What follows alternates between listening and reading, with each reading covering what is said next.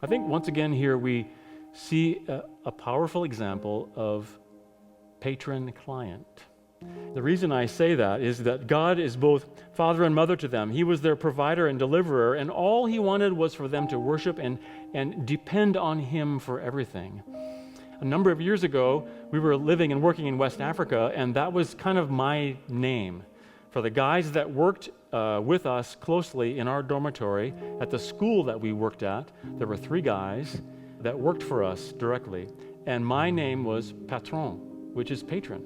I've mentioned my frustration with and ignorance of this whole system in West Africa. At the time that we served there, the pendulum that was colonialism, years and years ago when missionaries went out, they kind of acted like colonialists. Well, the pendulum had swung way, way back to the extent that our missions team tried very, very hard to keep the local folks and local believers from depending on our presence there with them and on our money. But I remember one time, especially when Priva, the young man who cleaned our dormitory, it was a huge building, and so he had help cleaning the dormitory every day.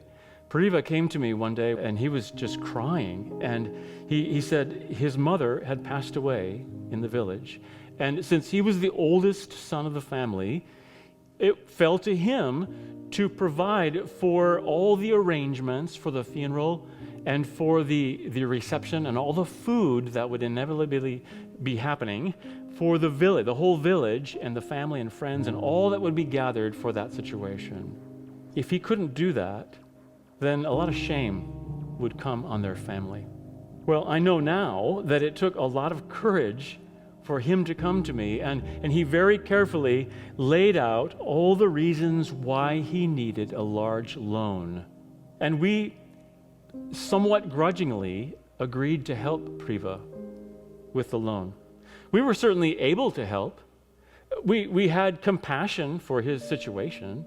We were just lacking the knowledge to navigate this whole thing of, hey, if I'm the patron, that means that these guys are going to be coming to me and asking me to provide for them and look out for them. Fortunately, God doesn't lack the knowledge or the compassion or the power.